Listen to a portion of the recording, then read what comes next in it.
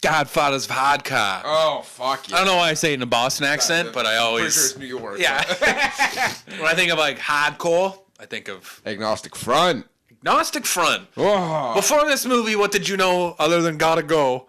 Did you know much about Agnostic Front? The Riot Upstart. Oh, yeah. Song, Yeah. Song, and so Gotta Go. That's like from the East Coast to the West Coast. Gotta go. Oh, and that New York Police Story True song. signs of the revolution. New York Police State, New York Police State, New York Police State. You know we hate you. Nice. I know that one. Yeah. So before I saw this movie, I thought Agnostic Front was like a 90s band. Yeah, me too. Like, because they were all on these, like, Epitaph Records had these things called Punkorama. And they were big in the mid-90s. Yeah, I remember those. So I thought they came out at the same time as, like, other bands like H2O, Madball, which is actually the brother of the lead singer. Oh, is it? Yeah, they show him in this movie. He's like, this is my brother, and he's in this band called Madball. Oh. Yeah.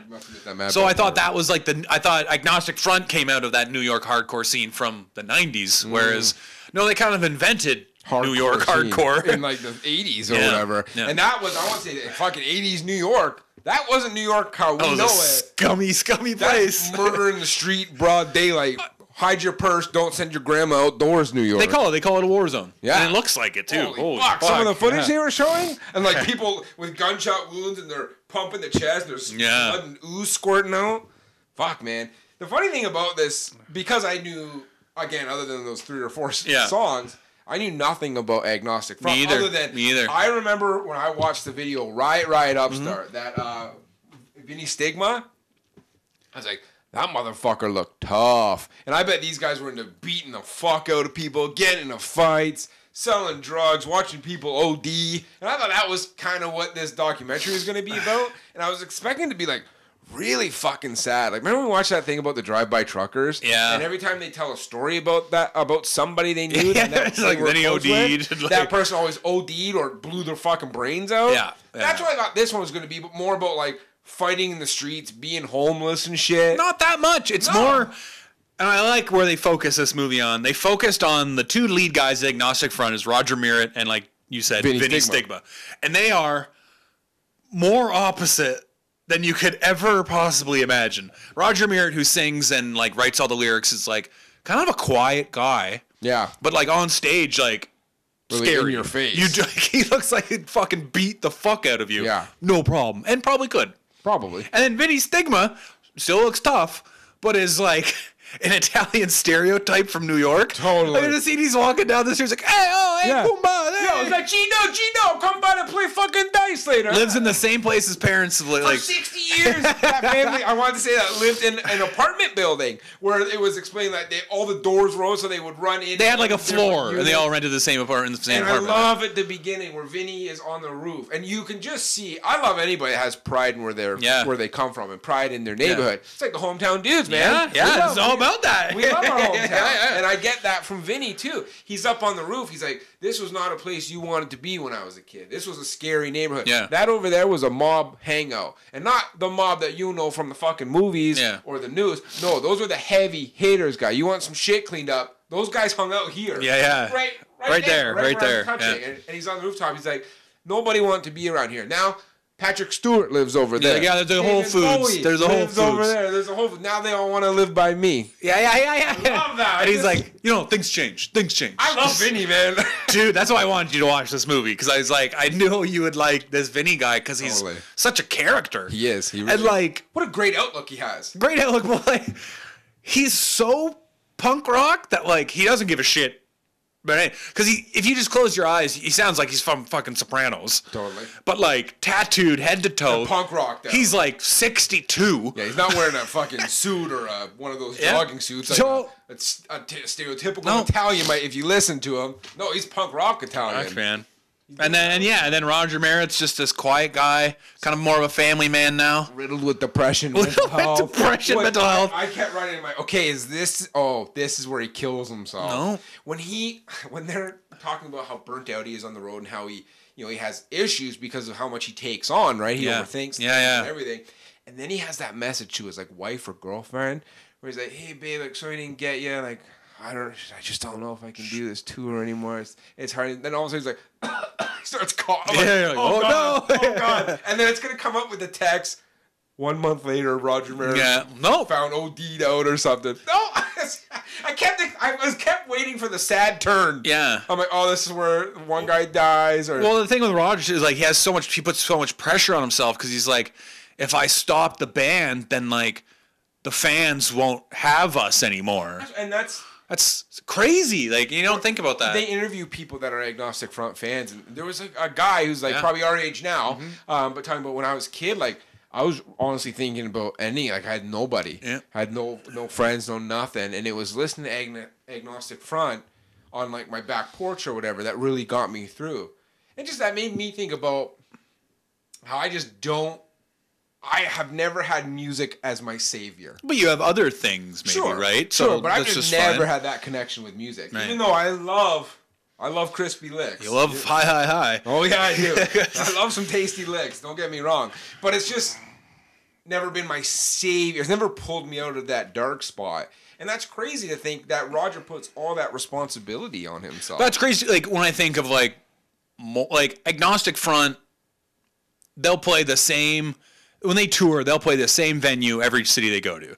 So when they play Toronto, they'll play Lee's Palace. That's every time they go. And that's as big of a venue as they're going to get now. Let's go to an Agnostic Front show if they do one. Sure. But, like, I imagine, like, other bigger bands that are playing bigger venues don't think about the fans. They could quit tomorrow and probably not care. Probably. Right? They do, though. But yeah, fuck yeah, they care. I love when they talk about Agnostic Front. Like, what does that mean? Agnostic is just that you question everything, whether it's religion, politics, whatever.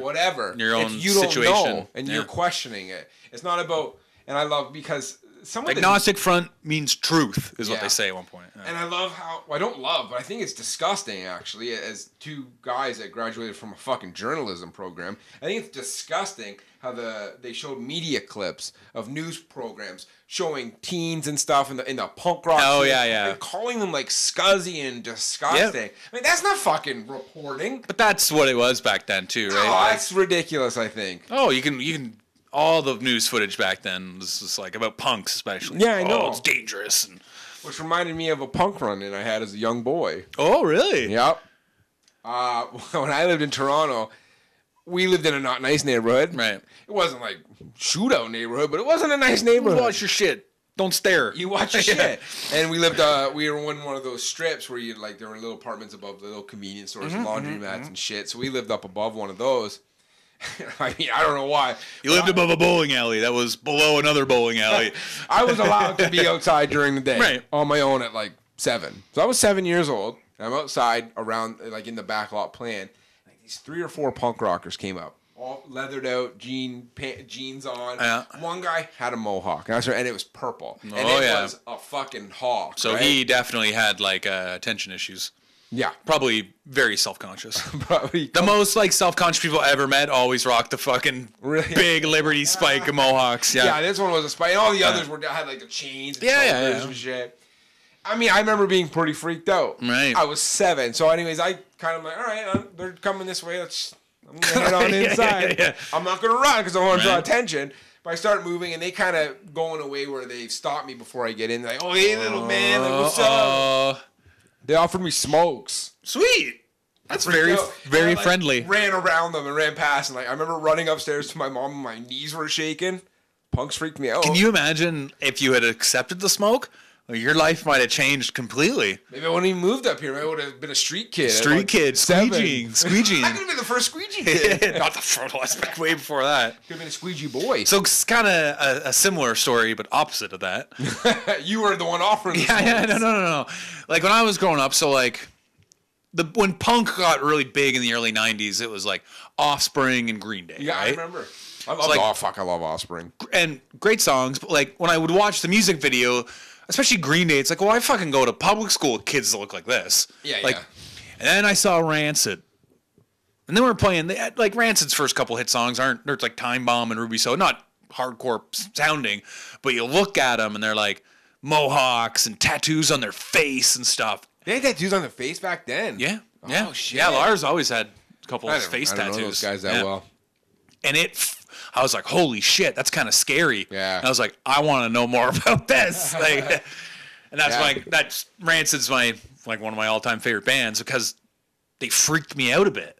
Right. I like it was dangerous. Yeah. Right. That's why I gravitate towards punk a lot. And fuck, if I would have saw Agnostic Front, I probably would have pissed myself. Oh yeah. Good Lord. I was already like 17 or 18 the first time I saw one of their videos. Yeah. I was already a little bit older, but I remember like, holy fuck. Like, you don't mess with these guys. I don't think I want to fuck with these guys.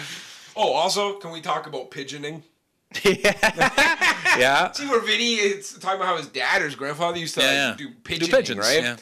That's like Mike Tyson was really Mike into Tyson pigeoning. is, yeah, he is, yeah. That's a pretty neat thing to get into. I think it's a neat thing if you live in a big fucking shit city. Yeah.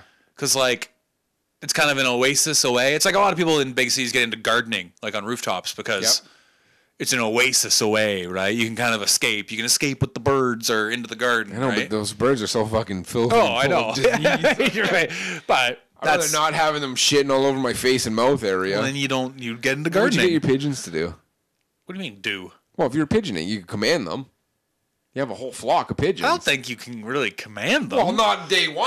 You gotta build up to that. I don't think so. I think it's more like love and raise them. I don't think No, you get them to steal shit. Do biddings. Pickpockets, nab purses and shit. Maybe.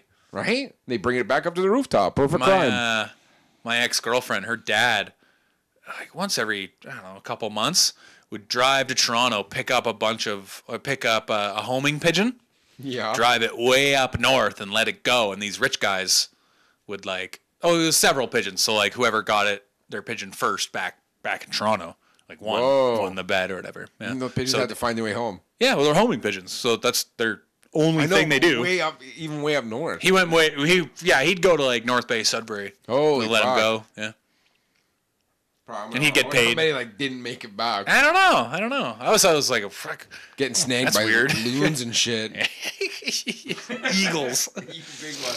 Yeah, I was blown away by how Roger never killed himself. Yeah. Well, he's got a really loving wife and family, it seems, right? Yeah. Right. And he lives in Phoenix now. Yeah. So he got away from the New York scene. New York. And Giuliani, who he definitely hates. Does he really? Everyone hates Giuliani because he tried to clean up the streets. He tried to clean up New York. Everybody loved him at 9/11. But yeah, he cleaned it up too much. Right. And he was on Seinfeld. Yeah. Well then. And he did a good job around 9/11 times. I wonder if these guys like Seinfeld. Oh, you have to. From New York. But I don't think they grew up in that same New York. Yeah. They did not grow up in Seinfeld's New York. Yeah. Oh, that'd be a great show watching Seinfeld and where these guys grew up. Holy Christ. That would be actually. Just Elaine's fucking prostitute. Yeah. Kramer's legit mentally ill. He's a complete sociopath. Jerry would just be like Vinny. Yeah, no, Jerry runs the convenience store, but sells drugs. Out of the back. Out of the back, yeah. Runs the bodega. They do have a bodega episode in Seinfeld. Fuck. Yeah, I loved it. Godfathers are hardcore. What do you think musically about them? Hey, it's not really. I like some of their stuff, but I mean, again, it's not really my. I'm like, I need to listen to some music. I'm going to put on some Agnostic Front. It'll never be my first choice. No, I do. Yeah. I actually, after the first time I saw this, I got into Agnostic Front because of this movie. Oh, really? I knew, I'll say 6 or 7 songs. Well, I've seen them live once. I like how Roger, that Freddy guy is you were talking about, right? Little Freddy, when they were letting little Freddy play with him? Yeah, where they put it, he was like the mascot. Yeah, that was pretty cool. So then, he formed a band called Madball.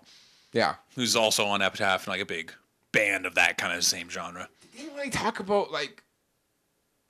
a lot of hard stuff. Well, you could tell, too, Roger, especially when they're interviewing him, he's just off the cuff mentions that he went to jail and then just stops talking. It's okay, that's not something he wants to talk about. What did he go to jail for? I have no idea. Guns, I probably think. Drugging and, guns, drugs, yeah. Gang stuff. They kind of... Well, he was a street kid, right? He lived on the fucking streets with his younger brother. Ooh, and the fucking story he tells about his mom growing up with that evil cocksucker stepdad of his. And how he beats him, he beats their siblings, he beats his mom. And finally the mom's like, fuck you, I've had enough. Shoots him. Yeah. Doesn't kill him, though. Yeah. Guy lives in the hospital, but now lives in fear of the mom for the rest of his life. Bravo. Good on her, man. That's a badass woman. Yeah. Anyways, I love this movie. I would probably watch this before I'd listen to Agnostic Front. Yeah. No, like I think it's a testament of how good of a documentary it is that like you don't have to like fucking any of their music because they don't really talk about the music that much. No, they don't talk about how they started playing guitar and stuff or anything like that, or where they learned, or just like, all right. I like to play this stuff. I met Roger and he had a really good voice, and I thought he'd be awesome in the band. Yeah. So we did stuff together. Yeah, but it's more about their totally separate lives that they live, kind of like they're brothers, right? Yeah, like, they communicate without speaking. Yeah, because Roger's just depressive, man, crazy person, and like he's still alive, like right now, today. Yeah, fuck.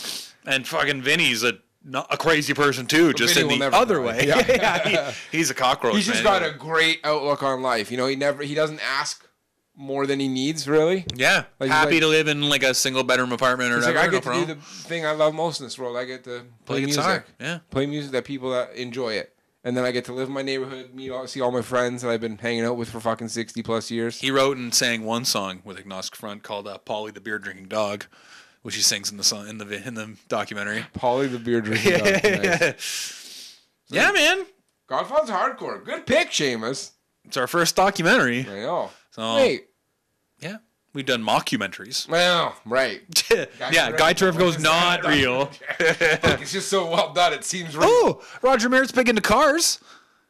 He had some like old fucking lowrider type. Yeah, he did have some lowriders. I'm not really a lowrider guy, but he did. Yeah, he's a bit of a car guy. Yeah, that's kind of cool. They never touched on that either. Can you imagine him going to like a parent teacher meeting in Phoenix with his kid? He probably does though. That's a fucking crazy thing. He probably does. I watched a movie years ago. It's a documentary called "The Other F Word," and it's about punk rock dads.